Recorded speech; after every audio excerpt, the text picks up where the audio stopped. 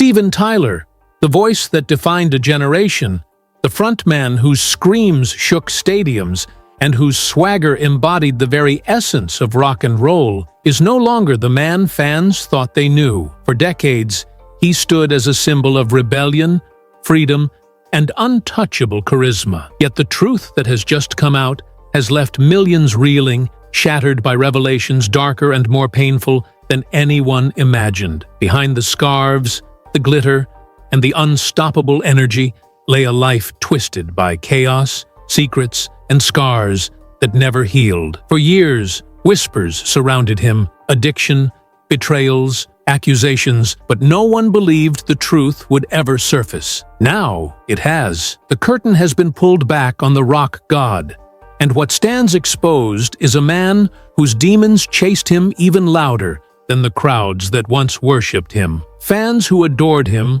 are left in heartbreak, asking themselves if they ever truly knew the man behind the mic. Steven Victor Tallarico was born on March 26, 1948, in Yonkers, New York, the son of Victor, a classically trained pianist, and Susan, who encouraged her children to embrace the arts. Music flowed through his veins before he even understood what it meant to dream of stardom. As a young boy, Steven was restless, energetic, and always chasing a sound only he could hear in his head. While other kids played baseball or hung around the streets, Steven spent hours pounding away on drums, tinkering with pianos, and chasing melodies. He was drawn to rhythm like a moth to flame, his voice raspy and untamed even in childhood. By his teenage years, that voice had transformed into a weapon, raw and powerful, capable of piercing through any noise. He gravitated to the stage, performing in small bands,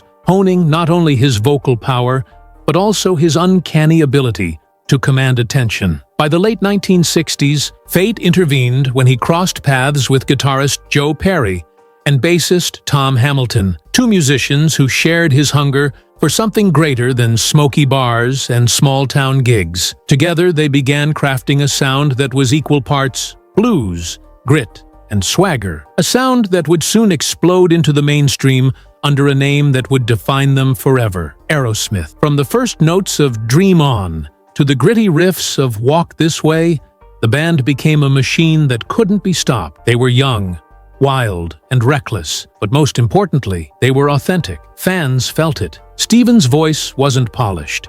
It was jagged, screaming, sometimes broken, yet always real. His stage presence was pure electricity, a tornado of scarves, flailing limbs, and primal energy. Women screamed, men tried to imitate his strut, and every teenager who felt misunderstood suddenly had an anthem blasting from their bedroom speakers. Aerosmith wasn't just a band, it was a revolution in motion. And at the center of it stood Steven Tyler, a man who seemed larger than life, unstoppable and untouchable. But even as fame skyrocketed, shadows lurked behind the curtain. The rise of the legend came at a cost, one Steven himself could not yet understand. As Aerosmith's fame spread like wildfire in the 1970s, so too did the chaos that trailed behind them. And at the heart of it all was the notorious partnership between Steven Tyler and Joe Perry, dubbed by the press as the Toxic Twins. Their chemistry on stage was undeniable, two forces colliding in perfect harmony to create some of the most iconic rock anthems of all time. But off stage, their bond was fueled by something far more dangerous: drugs, women, and reckless abandon. Cocaine, heroin, and a bottomless river of alcohol became as much a part of their daily lives as guitars and microphones. Steven, always the ringmaster, seemed to thrive in the chaos, but in truth, he was drowning in it. Stories began to circulate of hotel rooms destroyed, of fights that left scars both physical and emotional, of nights where no one could tell if the lead singer would make it to the next show alive. Fans saw only the glamour, the scarves tied to the mic stand, the screeching high notes, the larger-than-life persona. But behind the scenes,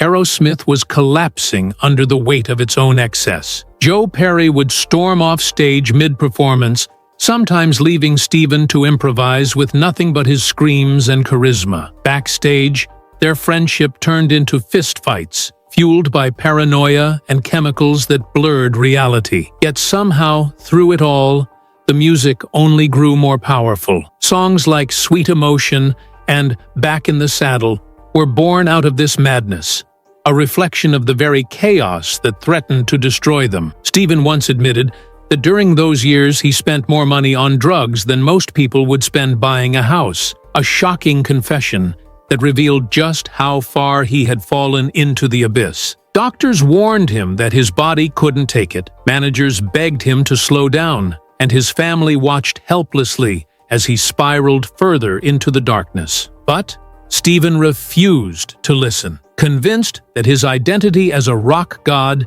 depended on living fast and burning bright. By the late 70s, Aerosmith was on the brink of collapse. Joe Perry walked away from the band, unable to coexist with Stephen's self-destruction, and the group that once seemed immortal suddenly teetered on the edge of ruin. The Toxic Twins had created magic, but the toxicity was spreading, poisoning everything in its path. What fans didn't realize was that the very persona they adored on stage was masking a man slowly unraveling, one whose demons were louder than the applause. As the 1980s dawned, Steven Tyler was more than just a rock star. He was a living icon. Aerosmith's music was everywhere, plastered across radios, stages, and magazines. Yet the higher he climbed, the more fragile his world at home became. Fame had given him everything: money, women, drugs, adoration, but it robbed him of the one thing he craved most: stability. His marriages became battlegrounds, torn apart by his addictions and his inability to separate the stage persona from the man inside. He fathered children who often grew up watching him from the shadows, unsure whether they were looking at a dad or a legend who belonged more to the crowd than to them. Perhaps the most heartbreaking example was Liv Tyler, who grew up unaware that Steven was her biological father. She believed another man, Todd Rundgren, filled that role, until the truth was revealed when she was a teenager. That revelation shattered her perception of identity, while fans marveled at the surreal drama of it all. To Liv, it wasn't glamorous, it was painful.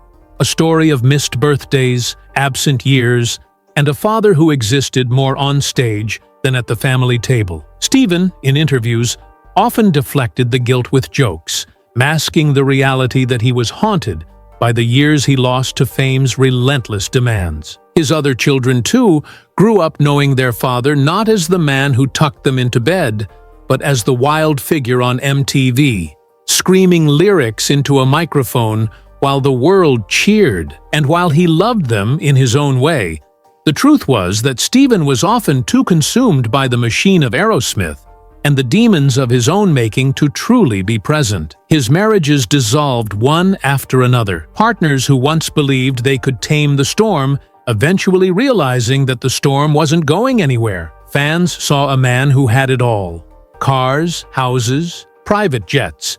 But inside those walls lived a father who could not outrun regret. Fame and family had collided, and the casualties were not just broken relationships, but generations of children who bore the weight of a father's absence. For every sold-out show, there was a birthday missed. For every platinum album, there was another piece of trust fractured.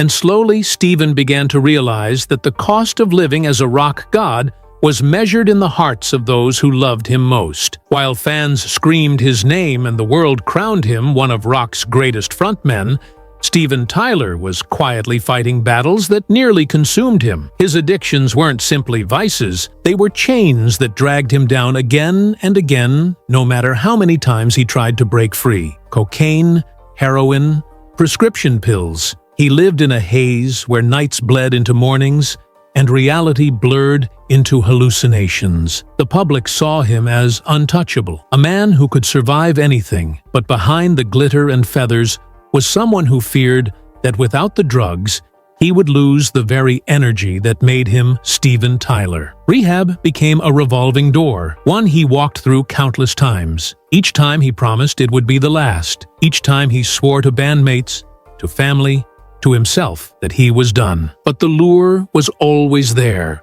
whispering to him, pulling him back into the shadows. There were overdoses so close to fatal that doctors shook their heads in disbelief that he had survived. There were nights where he couldn't remember how he got on stage, nights where he collapsed the moment the lights went down. Managers and crew became babysitters, watching the man who had once been their fearless leader slowly unravel into someone they barely recognized. He lashed out, paranoid, angry, convinced that people were against him when all they wanted was to keep him alive. Even his bandmates grew weary, torn between loyalty and frustration, their brotherhood poisoned by resentment as Steven's choices threatened not just his life, but the survival of Aerosmith itself. The tabloids had a field day, splashing stories of his meltdowns, his collapses, his stints in treatment centers, but what they couldn't capture was the loneliness behind it all. Steven was surrounded by people, yet utterly isolated, trapped in a cycle where his worst enemy was himself. He admitted years later that the drugs cost him more than money. They cost him time, love, trust, and almost his life. What fans saw as eccentricity and wildness was in truth a mask hiding a man terrified of facing sobriety, terrified that without chaos, he would lose the magic that made him unforgettable. His secret struggles weren't just about chemicals, they were about self-worth, about battling the voice inside that told him he wasn't enough unless he was larger than life. And even when he looked victorious on stage, the war was raging silently within. As the years went on, Steven Tyler's struggles didn't just play out in private. They exploded into the public eye through lawsuits, controversies, and scandals that left even his most loyal fans questioning who he really was. For decades, Aerosmith had been a band fueled by chaos, but in the background were contracts, broken promises, and accusations that followed Steven like a shadow he couldn't shake. Former managers claimed millions were mishandled. Promoters whispered about shows that nearly collapsed because of his erratic behavior, and legal documents surfaced, painting a picture of a man whose personal life was spiraling as fast as his professional career. But it wasn't just money. It was personal relationships that left scars. Women came forward with stories that blurred the line between wild rock and roll romance and something far darker. Tyler himself admitted in his memoir to relationships with underage girls, including one shocking revelation that he became the legal guardian of a 16-year-old he was involved with so she could travel with him. A confession that decades later fans would revisit with horror. What was once brushed off as part of rock's untamed lifestyle no longer sat comfortably in the age of accountability. Interviews resurfaced where Steven joked about excesses that, in hindsight, felt less like humor and more like cries for help, or evidence of a man who thought he was untouchable. His bandmates, too, at times tried to distance themselves, publicly airing grievances about his behavior, his control, and his inability to separate Steven Tyler, the person, from Steven Tyler, the frontman of Aerosmith. Lawsuits with record labels dragged on, bitter disputes over publishing rights erupted, and at one point, the possibility of Aerosmith moving on without him became a real headline. Each scandal chipped away at the myth of the untouchable rock god, exposing instead a flawed human being whose past choices now carried consequences he could no longer outrun. Fans who once defended him found themselves struggling with the reality that their hero was not just reckless, but, at times, deeply irresponsible in ways that left lasting damage. The legal storms and public scandals didn't erase his talent, but they cast long shadows across his legacy, reminding the world that behind every anthem there was a man whose truth was far more complicated than anyone wanted to admit. For Steven Tyler, his voice was more than a gift. It was his identity, the weapon that made Aerosmith unstoppable, and the reason millions of fans saw him as larger than life. But that very voice, the piercing scream that defined songs like Dream On and Walk This Way, nearly vanished forever. Decades of excess had ravaged his body, but it was the relentless demand of the stage that finally pushed him to the brink. Night after night, he screamed at the top of his lungs, straining vocal cords that were never designed to endure such punishment. By the 2000s, whispers began spreading through the industry. Steven Tyler might lose his voice. In 2006, the rumors proved true when he underwent surgery on his vocal cords after a ruptured blood vessel threatened to silence him permanently. The world held its breath as news broke, and fans who once believed he was invincible suddenly realized their hero was human after all. For months, Steven's future hung in the balance. Doctors warned him to stay silent, to avoid speaking, to rest completely. For a man who lived to sing, the silence was torture. His bandmates worried that Aerosmith would never sound the same again, while fans clung to the hope that somehow he would defy the odds. And though the surgery was successful, the scars lingered, both physical and emotional. Every note sung afterward carried with it the weight of fear. Fear that the next show could be the last. Fear that his voice, his identity, his very reason for existing in the spotlight could be taken from him in an instant. On stage, he masked it with bravado, tying scarves to the mic stand, strutting in leather and feathers, but behind the curtain he lived with the constant anxiety that one wrong note could end everything. It wasn't just the surgery either. Injuries from years of reckless performances compounded the problem. Falls from the stage, broken bones, and the physical toll of being a high-energy performer left him battered. In 2009, he famously collapsed off stage in South Dakota, shocking fans as paramedics rushed to his aid. It was another reminder that the man who had once seemed immortal was now fragile. For fans, it was devastating. The thought of a world where Steven Tyler could no longer sing was unthinkable, and yet the possibility loomed larger with every passing year. The voice that had once roared with unstoppable force was now hanging by a thread, and in those moments, the illusion of the invincible rock god shattered, leaving only a man struggling desperately to hold on to the gift that defined him. For years, the rumors were dismissed as exaggerations, the kind of wild stories that cling to any rock legend who has lived on the edge. But then, the truth surfaced, and it was far darker than anyone expected. Recently uncovered interviews, resurfaced legal filings, and shocking admissions painted Steven Tyler's past in a light that left fans heartbroken. In his own memoir, he had hinted at relationships that crossed disturbing lines, but now those confessions were no longer hidden in the pages of a book. They were being dissected and reevaluated in the harsh spotlight of a new era. One of the most damning revelations came from a woman who detailed her time with Steven as a teenager, describing how he manipulated the system to make her his legal ward so she could travel with him. At the time,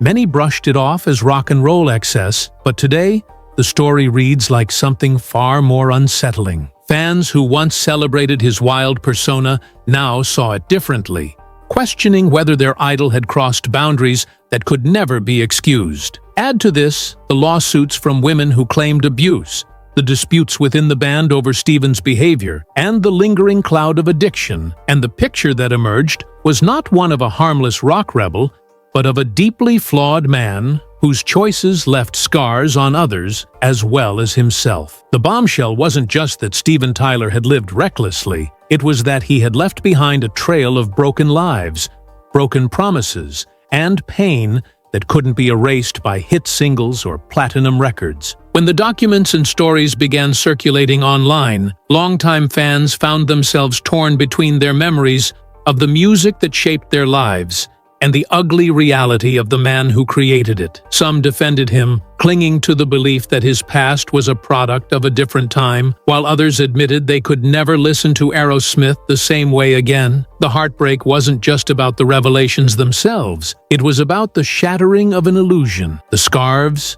the feathers, the screaming voice, the man who seemed to embody freedom itself, was suddenly humanized in the worst way possible. The bombshell revelation stripped away decades of myth and forced fans to confront a question they never thought they'd ask. Had they been cheering for a man who never deserved their cheers in the first place? When the truth finally came out, the world of Steven Tyler was split in two. On one side stood the legend, the voice that could shake arenas, the man who gave us Dream On, Sweet Emotion, and I Don't Want to Miss a Thing, the performer whose energy seemed eternal and whose charisma defined an era of rock and roll excess. On the other side stood the man, flawed, reckless, and accused of choices that no amount of fame could justify. Fans were left with a heartbreaking dilemma. How do you reconcile the music that shaped your youth with the darkness of the man who made it? For decades, Steven had been a cultural icon,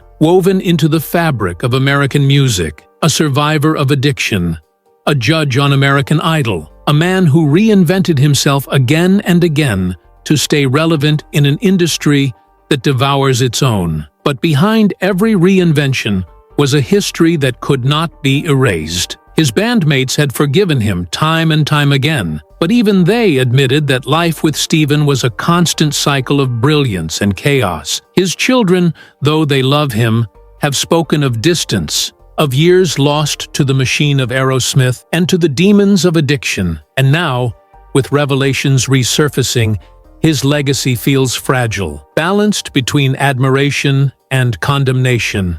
For many, the heartbreak lies not only in the scandals, but in the realization that the man who sang about love, pain, and survival was himself incapable of fully living those lessons. His voice carried millions through heartbreaks and triumphs, yet he often could not carry himself through his own. Some fans continue to stand by him, believing that his music transcends the man, that the art belongs to the world even if the artist is flawed. Others turn away, unable to separate the melodies that shaped their lives from the stories that now haunt them. And perhaps that is the greatest tragedy of all. Not that Steven Tyler's voice nearly died, not that his scandals have been revealed, but that his truth has left a permanent crack in the bond between artist and audience. Legacy is complicated, and for Steven Tyler, it will forever be a story of duality. The man who soared higher than anyone could imagine also fell harder than anyone could believe. He is a reminder that legends are not gods, they are humans. Humans who can inspire and disappoint, uplift and devastate, sometimes in the same breath. As the dust settles, fans are left with the echoes of a voice that once promised immortality, but now feels fragile, broken, and painfully human. Perhaps the saddest truth of all